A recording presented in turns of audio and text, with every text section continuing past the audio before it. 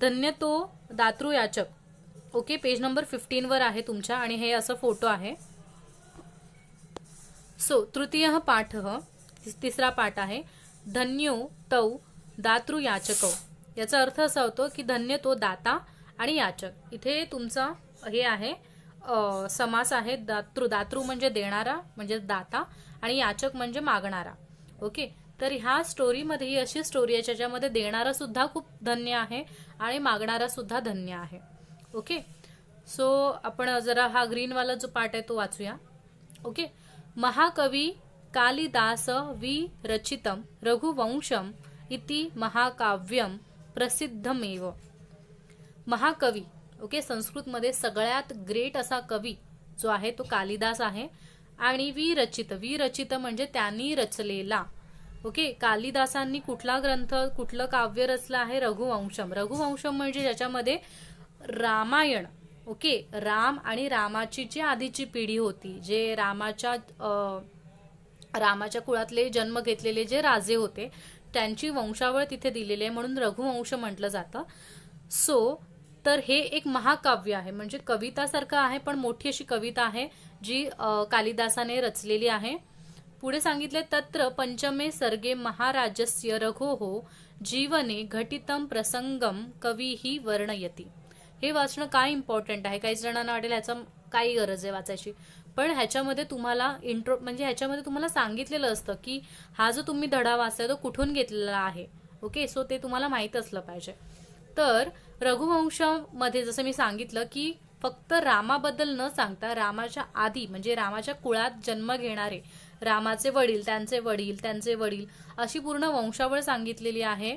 Okay, आणि ह्या सगळ्या रघुवंशामध्ये सगळ्यात ग्रेट राजा जो होऊन गेला, राम तर झालाच पुढे ग्रेट, पण रामाच्या आधी रघु नावाचा एक राजा होता, म्हणजे त्याचे आजोबा पणजोबा वगैरे वगैरे वगैरे कुठले तरी आधी त्या कुळात एक राजा जन्माला आला, त्याचं नाव होतं रघु राजा. आणि ही जी तुमची जी स्टोरी आहे धन्य तो दातृयाचकौ, ही रघु राजाची स्टोरी आहे. ओके, आणि जे रघुवंशम हे काव्य आहे महाकाव्य, तर त्याच्या 5व्या सर्गामध्ये, सर्ग म्हणजे एक टाईपचं ते लोकांनी डिवाइड केलंय वेगवेगळ्या स्टोरीज वेगवेगळ्या ह्याच्यानुसार.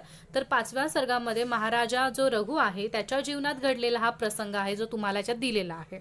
ओके, सो रघु विश्वजित यज्ञम अकरोत पास्ट टेन्स आहे.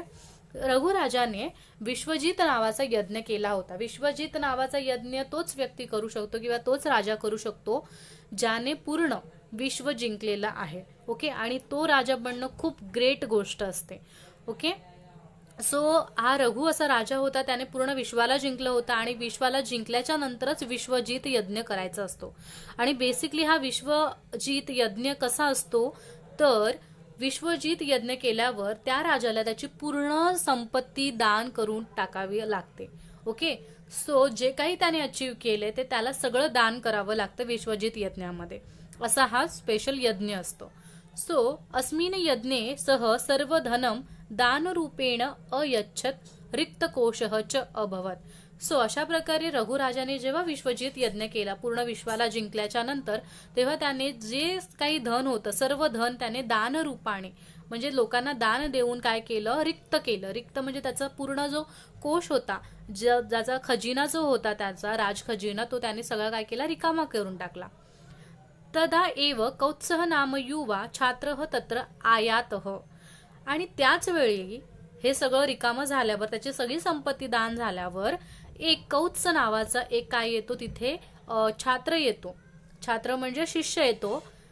गुरवे दक्षिणाम दातून सह धनम येच्छत. आणि त्या छात्राला त्या शिष्याला त्याच्या गुरुला दक्षिणा म्हणून पैसे द्यायचे असतात आणि तो शिष्य असतो त्याच्यामुळे त्याच्याकडे काहीच पैसे नसतात आणि म्हणून तो रघुराजाकडे आलेला असतो पैसे मागण्यासाठी. त्याला माहिती असतं कोणीही मला पैसे जरी नाही दिलं तरी मला रघुराजा नक्की पैसे देईल आणि म्हणून तो रघुराजाकडे पैसे मागण्यासाठी आलेला असतो. आणि तिथे आल्यावर त्याला समजतं की राजाने विश्वजित यज्ञ केलेला आहे आणि राजाची सगळी संपत्ती गेली, त्याच्याकडे 1 रुपया सुद्धा आता नाहीये की तो मला मदत करू शकतो.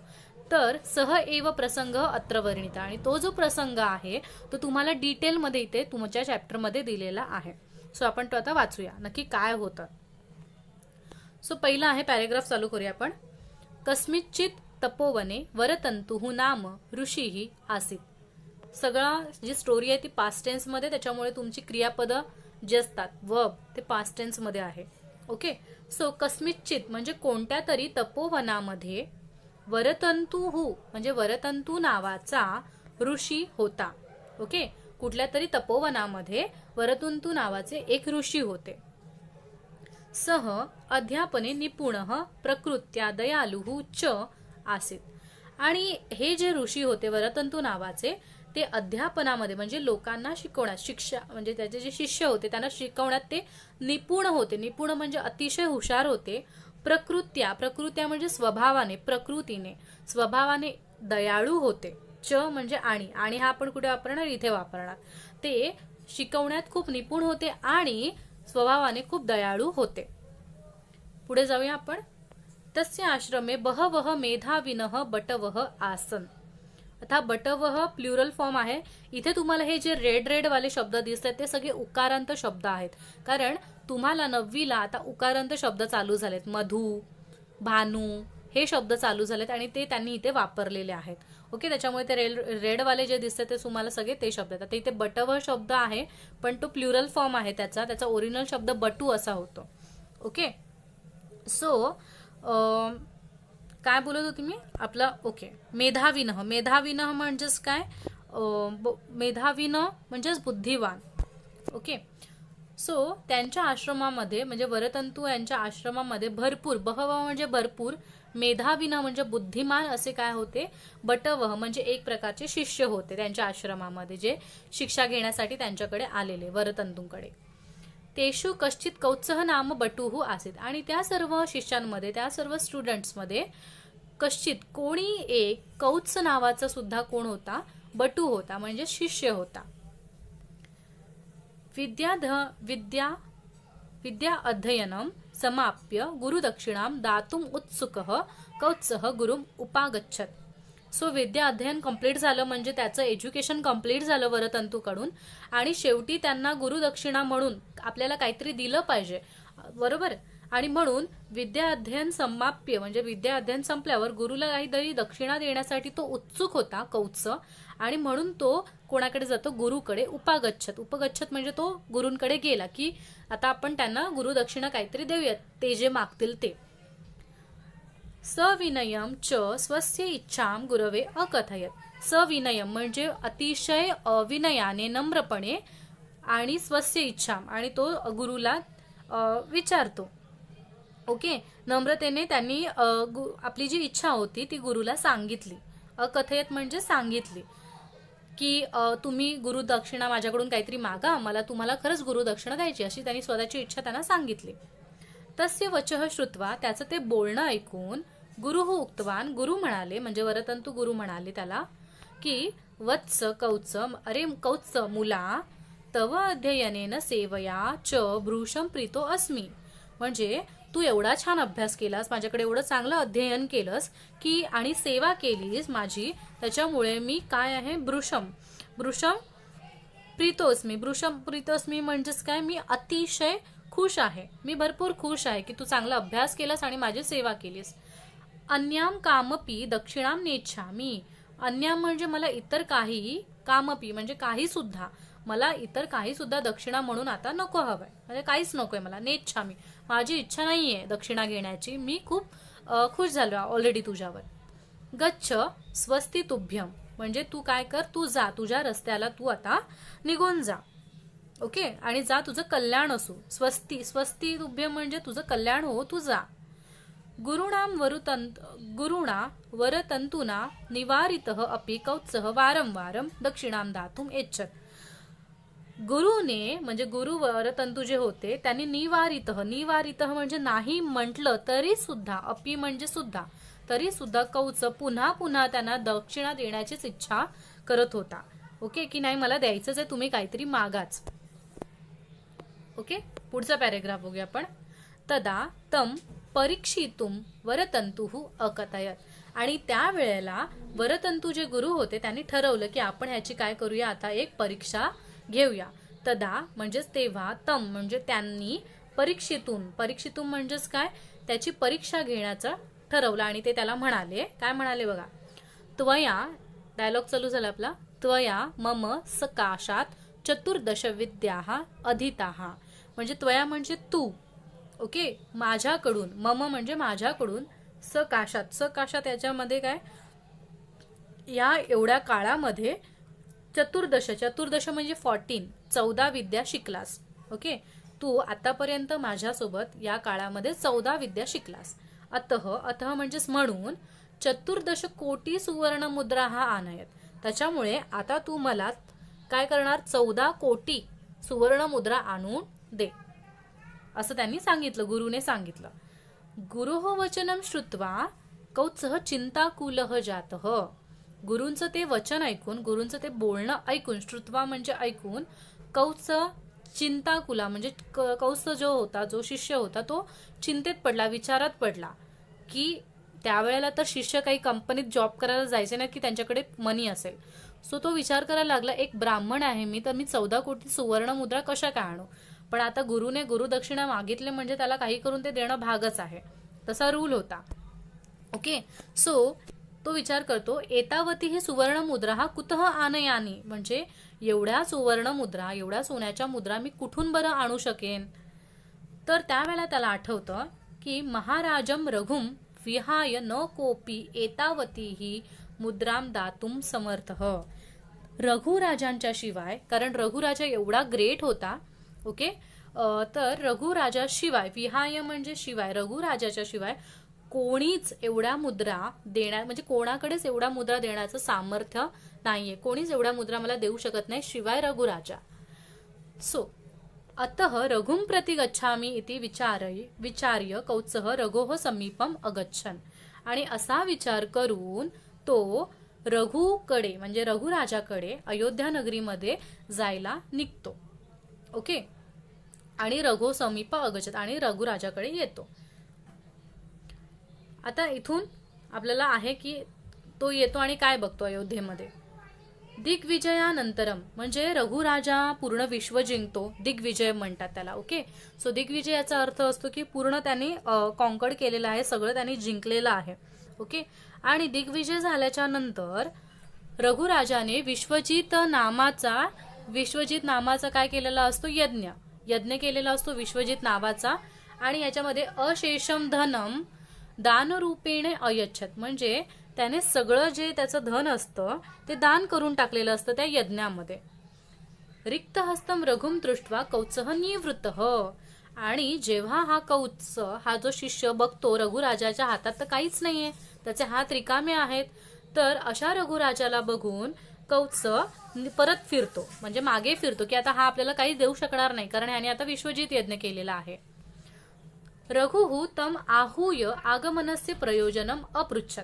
पण रघुराजा त्या शिष्याला बघतो, ओके, त्या कौत्साला बघतो, आणि रघुराजा त्याला थांबवतो आणि विचारतो, रघुने त्याला बोलावतो, आहूय म्हणजे बोलावतो, आणि आगमनस्य प्रयोजनम, आगमन म्हणजे तू इथे का आलास, त्याचं प्रयोजन म्हणजेच काय, कारण विचारतो. ओके, की तू इथे का आलास. तर तेव्हा तदा कौत्स अवद, तेव्हा कौत्स त्याला म्हणतो, रघो म्हणजे अहो रघुराजे, अहम गुरु दक्षिणार्थम 14 कोटी सुवर्ण मुद्राहा गुरवे दातुम इच्छामी. म्हणजे की हे रघुराजे, मला माझ्या गुरुला दक्षिणा देण्यासाठी 14 कोटी सुवर्ण मुद्रा मला गुरुला द्यायच्या आहेत. ओके, माझी इच्छा आहे की मला त्या द्यायच्या आहेत. किंतु भवान पूर्वमेव सर्वस्व दानम अकरोत. पण मी इथे येण्याआधीच तुम्ही सर्वस्व तुमचं दान केलेलं आहे आणि मी तुमच्याकडे आलेलो होतो वगैरे असं सांगतो. अतः म्हणजे म्हणून, अहम अन्यत्र गच्छामी, पण मी आता बघितलं की तुमच्याकडे काहीच पैसे नाहीत, तर मी आता दुसरीकडे कुठल्या तरी दुसऱ्या राजाकडे जाऊन बघतो, म्हणजे जातो. रघुः अवदत, हे ऐकून रघु राजा त्याला म्हणतो की हे कौत्स तिष्ठ, म्हणजे अरे कौत्सा तू जरा वेळ थांब, तिष्ठ म्हणजे थांब. मम यज्ञशालायाम विश्रामम कुरु, माझी यज्ञशाळा आहे, म्हणजे ते जिथे जे शिष्य असतात किंवा गुरु असतात, ऋषी मुनी असतात, त्यांना राहायला जागा ठेवलेली असते. सो तू माझ्या त्या यज्ञशाळेमध्ये थोडा वेळ थांब आणि विश्राम कर. अहम निश्चयेने तव सहाय्यम करोमी, मी कन्फर्म तुला सांगतो, मी निश्चयाने तुला सांगतो की मी तुझी नक्कीच काहीतरी मदत करेन, पण तू थोडा वेळ थांब. सो पुढे आहे आपली पुढचं पॅरेग्राफ. कौत्सस्य गुरुभक्त्या प्रभावितः रघुः कुबेरमाक्रान्तुं संकल्पम अकरोत्. आणि गुरु जो कौत्स असतो म्हणजे रघुराजा जो कौत्स असतो, जो शिष्य असतो कौत्स नावाचा, तर त्याची गुरुभक्ती म्हणजे गुरुबद्दल त्याचं किती प्रेम आहे, गुरुला तो किती मानतो की त्यांच्यासाठी तो रघुराजाजवळ आला मागण्यासाठी. ओके. सो कौत्साची ती गुरुभक्तीने तो खूप प्रभावित होतो, त्याला खूप आवडतं आणि म्हणून रघुकडे तरी काही राहिलेलं नसतं कारण त्याने सगळं दान केलेलं असतं. तर रघु विचार करतो, रघुराजा एवढा ग्रेट असतो की त्याच्याकडे खूप पॉवर असतात, त्याच्यामुळे तो विचार करतो की मी कुबेरावर आक्रमण करतो. इथे आक्रमण संधी झालेली आहे की कुबेर जो धनाचा देव मानला जातो, पैशांचा देव मानला जातो. ओके. सो त्या कुबेराच्या धनावर मी आक्रमण करतो असा संकल्प तो करतो. म्हणजे असं डिसाईड करतो की आता कुबेराकडे कुबेर हा पैशांचा स्वामी आहे, तर मी त्याच्यावर आक्रमण करतो आणि तिथून मी पैसे आणून ह्याला देऊन टाकतो, कौत्साला देऊन टाकतो. ओके. सो असा तो फक्त विचार करतो. तर हा विचार कुबेर जो आहे त्या कुबेर देवाला समजतो आणि कुबेरः रघोः भयात आक्रमणात पूर्वमेव प्रभुताम सुवर्णवृष्टीम अकरोत. तर कुबेर काय करतो की रघुराजा येईल आणि आपल्यावर आक्रमण करेल या भीतीनेच पूर्वमेव रघुराजा येण्याच्या आधीच काय करतो, सुवर्णवृष्टी म्हणजे सोन्याच्या नाण्यांची वृष्टी करून टाकतो की आक्रमण वगैरे काही नको, तुला जेवढे पैसे पाहिजेत मी पैशांचा पाऊस पडतो. असं करून कुबेर राजा काय करतो, कुबेर देव पैशांचा पाऊस पडतो. तद्दृष्ट्वा संतुष्टः रघुः कौत्सम आहूय सर्व सुवर्णम तस्मै दातुम एच्छत. आणि तद्दृष्ट म्हणजे ते पाहून रघुराजा होतो संतुष्ट होतो की मला आता बरं झालं की कुबेरला समजलं माझ्या मनात काय आणि त्यांनी स्वतःहूनच पैसे मला दिले विदाऊट एनी लढाई वगैरे करता. सो कौत्स राजा तो काय बोलतो, रघुराजा त्या कौत्साला बोलावतो पुन्हा यज्ञशाळेतून आणि सर्व सुवर्ण जे असतं, सर्व सुवर्णाच्या ज्या नाण्या पडलेल्या असतात, नाणी असतात ती त्यांना दातुम इच्छत, तो दान करतो. तो बोलतो की हे सगळं तू घेऊन जा. किंतु निस्पृह कौत्सः अवदत. परंतु तो जो कौत्स असतो, शिष्य असतो, तो एवढा चांगला असतो, निस्पृह असतो, एवढा इनोसेंट असतो, तो राजाला बोलतो की भोहो राजन म्हणजे अहो राजा, अहम केवलम गुरु दक्षिणार्थम 14 कोटी सुवर्ण मुद्रा अभिलाषामी. म्हणजे हे राजा, मला फक्त आणि फक्त गुरु दक्षिणा देण्यासाठी सुवर्ण मुद्रा पाहिजेत आणि मला फक्त 14 कोटी म्हणजे 14 कोटी सुवर्ण मुद्रा पाहिजेत. न वांछामी अधिकम, त्यापेक्षा एकही सुवर्ण मुद्रा मला जास्त नकोय. वांछामी म्हणजे मला एक सुद्धा जास्त नकोय. राजा सर्वस्वम दातुम इच्छत किंतु याचकः अधिकम मा दातुम न अभ्यलशत. म्हणजे इथे आपल्याला समजतं की राजा सर्वस्व म्हणजे त्या राजाकडे स्वतःकडे काही नाहीये, त्याने विश्वजित यज्ञ करून सगळं दान केलंय, तरी सुद्धा त्या परिस्थितीमध्ये सुद्धा तो त्याच्यातलं सगळं द्यायला त्या कौत्स जो शिष्य असतो त्याला तयार होतो. म्हणजे इथे आपल्याला कळतं की राजा सर्वस्व दातुम इच्छत म्हणजे राजा सर्व द्यायला तयार असतो, किंतु तरी सुद्धा याचक अधिक घ्यायला तयार नसतो. त्याला जेवढं पाहिजे असतं तेवढंच तो काय करतो, घेतो.